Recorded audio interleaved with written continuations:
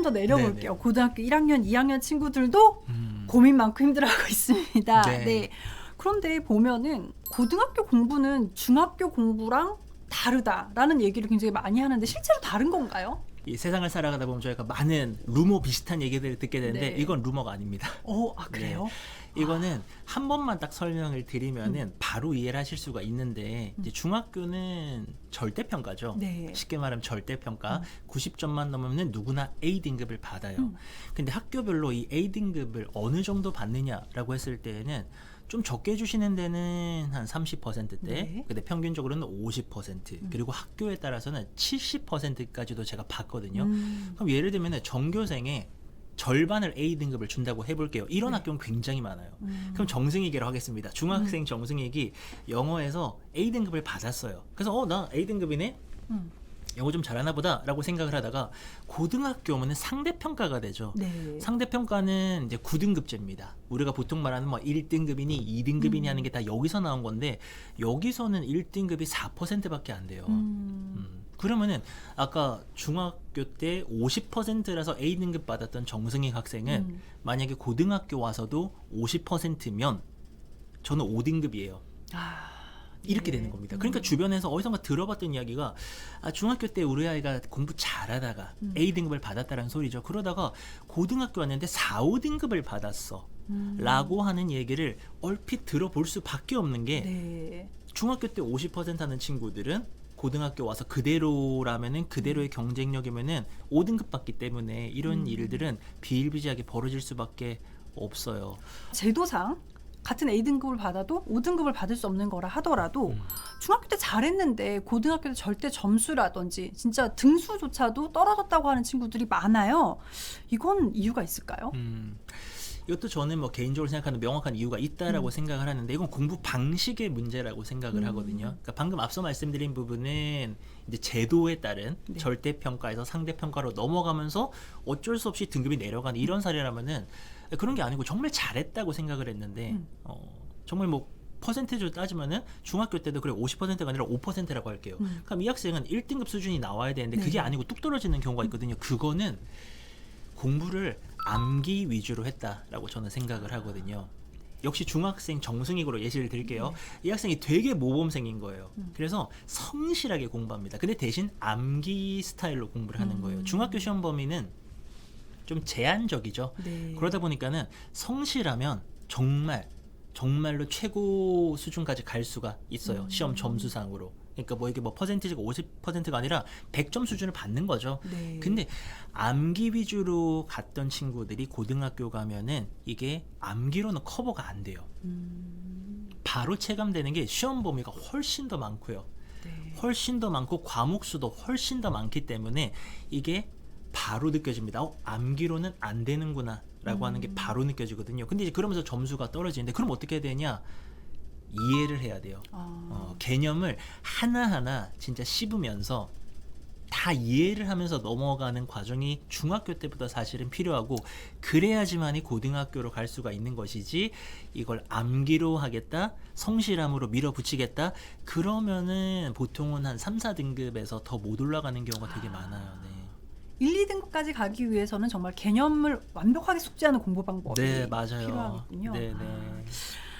요즘 아이들 보면 중3 때 어느 정도는 해놔야 된다. 뭐 심지어 등급도 나와야 된다. 그래서 선행을 고등학교 입학 전에 정말 많이 하는 것 같아요. 심지어 뭐 예전에 수학 정도만 했다면 과목도 막 늘어나는 것 같고요. 학교에서 보면 어떤가요? 선행이 뭐 학교 선생님이시지만 현실적으로 어느 정도는 필요한가요? 이제 교육에 관심 있는 분들이 많이들 요즘 또 얘기하시는 게 고1 내신이 중요해진다라고 네. 하는 건데 그 부분은 제도적으로 맞아요. 이 제도적으로 고1 때 내신이 한 번 딱 나와버리면 그게 올라가는 게 쉽지가 않고 네. 예, 그렇기 때문에 고1 내신이 중요하다는 얘기는 그럼 들어가자마자 내가 잘해야 된다는 소리니까 들어가자마자 4월에 잘해야 돼요. 그러면은 내가 중학교 때 어느 정도 준비를 할 수밖에 없는데 요거는 제가 이렇게 딱 말씀드리고 싶은 게 단순하게 진도를 나가는 것은 선행이 아니다. 명확하게 말씀을 드리고 싶어요. 그러니까 주변에서 다 선행 하니까 우리 아이도 선행을 해야겠다라고 생각해서 진도를 어디까지 뺐다라고 하는 거는 큰 의미가 없다. 말씀드린 대로 개념 이해가 확실하게 되는 게 필요하고 그렇다면은 하나하나 개념 이해를 하다가 우리 아이가 확실하게 이해를 해 나가면서 앞으로 치고 나가는 거는 저는 뭐 굳이 선행이란 말보다는 그러면 그 아이가 교육 과정을 앞서가는 거예요. 수학적으로든 과학적으로든 영어가 됐건 이 아이가 개념 이해가 너무 잘 되니까 단계를 밟으면서 고등과정까지 간다. 이거는 저는 괜찮다고 생각을 하고요. 네. 그렇지 않고 그냥 이해도 잘 안 되는데 그냥 어떤 문제집이나 특정 교재를 진도를 여기까지 뺐다라고 하는 거는 이거는 뭐 많이들 아실 겁니다. 이 채널을 보시는 분들이 교육 관심 많으신 분들이니까 그랬을 때는 오히려 역효과밖에 없죠. 학교 가서 대충 들어본 것 같으니까 그냥 좀 집중 안 하게 되고 그러면서 성적은 안 나오고 선행했는데 왜 이러지? 이런 결과가 많이 나오죠. 선행이 뭐 잘하기 위해서도 있지만 고등학교 가면 분량이 너무 많아서 이제 뭐 수학도 많고 영어도 많고 뭐 과학도 많고 너무 많아서 미리 한 번 정도 훑어라도 보지 않으면 처음 들어서는 너무 어렵다, 힘들다 이런 얘기 하는데 그 부분은 어떻게 생각하세요? 고등학교 공부가 워낙 많으니까 중학교에서 미리 하시는 거 뭐 그럴 수 있다라고 생각을 해요. 네. 그럴 수 있는데 그게 해야 되니까 그냥 한다. 아까 말씀드린 것처럼 그냥 진도를 미리 빼야 되니까 뺀다. 이런 개념으로는 절대로 원하는 결과가 안 나옵니다. 절대로 안 됩니다. 그래서 중학에서부터 하나를 하시더라도 뭐 진도를 다 못 나갈 수도 있습니다. 하나를 하시더라도 정말 이 아이가 제대로 앉아서 제대로 집중하면서 하나라도 제대로 이해하는 경험을 하시는 게 중요하다고 생각을 해요. 그렇다면 고등학교 입학 전에 정말 준비해야 되는 건 뭐 어떤 걸까요? 고등학교 공부는 혼자서 할 수밖에 없어요. 너무나도 양이 많고 그리고 우리 가정에서 원하는 정말 그 인서울의 최상위권 대학 가기 위해서는 정말 진짜 열심히 하는 아이들 중에 정말 열심히 하는 아이들의 경쟁이기 때문에 거기서는요 진짜 자기가 혼자서 정말 공부 많이 해야 되고 그리고 그 과정에서 내가 뭐가 부족한지 계속 이제 스스로 피드백을 주면서 나아갈 수밖에 없는데 그렇다면은 중학교 때 그런 역량을 좀 길러줄 수 있도록 이제 중학교 때 준비를 해주시는 게 좋지 않나라고 하는데 이 부분은 결코 잔소리나 뭐 강압으로는 안 되기 때문에 충분히 대화도 하시고 사실 공감도 하시고 격려도 하시고 하면서 그런 거 있지 않습니까? 중학교 때 학원을 안 보내 보시는 네. 그런 가정이 있어요. 그런 거 질문도 많이 받거든요. 네. 중학교 때 학원 좀 한번 안 보내봐도 될까요? 라고 하는데 저는 찬성하긴 하는데 이거를 단순하게 뭐 다른 가정에서도 자기 주도를 위해서 학원을 안 보내더라 그래서 안 보내시기보다는 정말로 우리 아이가 혼자서 한번 시행착오를 겪을 수도 있는 경험을 제공해 주겠다 그런 측면에서 이렇게 한번 안 보내보시면서 중학교 때 충분히 이 연습을 하셔야 된다라고 생각을 하고 실패할 수 있는 시기가 중학교거든요. 고등학교 가서 실패를 해버리면은 바로 대입에 직결이 되기 때문에 그렇죠. 좀 뼈 아픕니다. 예, 그래서 넘어질 수 있는 시기의 마지노선이 중학교라고 저는 생각을 현실적으로 하거든요. 그래서 많이 실패해 보시고요.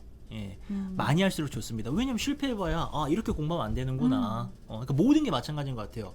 뭐 스마트폰이든 게임이든 뭐든 이게 지금 내가 병행을 했을 때 나에게 어떤 결과가 오는지를 이 아이가 충분히 중학교 때 인지를 하면은 고등학교 때 안 하겠죠. 그래서 중학교 때 충분히 한번 실패해 보시라고 그렇게 말씀을 드리고 싶어요. 고등학생들도 학원 많이 다니는 것 같더라고요. 고등학교 가서 학원 가는 건 어떻게 보세요? 이게 잘 생각하셔야 돼요. 고등학교에 가서 최상위권의 학생들도 학원을 다닙니다. 네. 근데 왜 다니느냐? 그 학생들은 그게 필요해서 가는 거예요. 그럼 고등학교에서 학원을 현명하게 이용하는 방법은 학원에 내가 돈을 지불하는 이유는 그 과목에 대해서 정말 효율적으로 공부하기 위해서거든요. 혼자 공부하는 것보다 거기 가면 집약적으로 가르쳐 주니까 내가 요게 필요해서 가야겠다. 그래서 듣는 거예요. 이게 올바른 사례. 근데 그렇지 않은 경우 내가 스스로 공부를 못해요. 네. 스스로 케어도 안 되고 뭐 공부가 안 됩니다. 펜이 손에 안 잡혀요. 그래서 가는 경우 이렇게 되면은 갔을 때 굉장히 투자 대비 효과가 적을 수밖에 없죠. 고등학교 때 좀 필요에 따라서 이렇게 좀 그렇죠. 결국에는 이게 되게 재밌는 얘기인 게 자기에 대해서 확실히 알고 있고 그리고 자기 주도적으로 공부하는 학생들은 자기가 이 과목은 학원이 필요하다라고 생각해서 학원을 가는데 그 학원을 가는 것은 자기 주도적이라고 볼 수가 있는 거죠. 아. 자기가 판단해서 지금 이 탐구 과목은 이 선생님께 빨리 코칭을 받아서 내가 빨리 시간 대비 효과를 내고 싶다라고 해서 가는 거기 때문에 그거는 오히려 자기 주도적이라고 볼 수가 있다. 그러니까 저희가 네. 이분법적으로 혼자 공부하는 건 자기 주도, 학원을 가는 거는 자기 주도가 아니다라고 하는 개념에서 탈피를 저는 할 필요가 있다라고 생각을 해요.